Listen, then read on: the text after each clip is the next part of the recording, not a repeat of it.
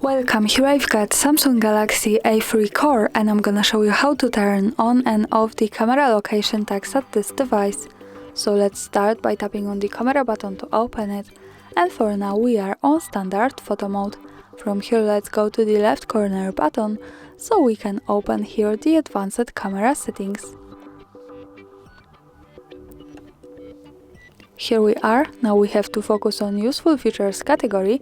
At the third position we have location tags option with short info from the device that this can add tags to your pictures and videos so you can see where they were taken. By using the button from the right we can easily turn it off and turn it on as we need.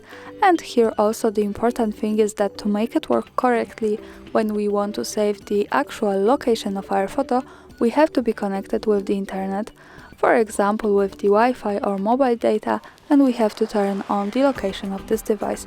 So remember about these two parameters, the location and the internet, to make it work. And that's all, thanks for watching, subscribe our channel and leave the thumbs up.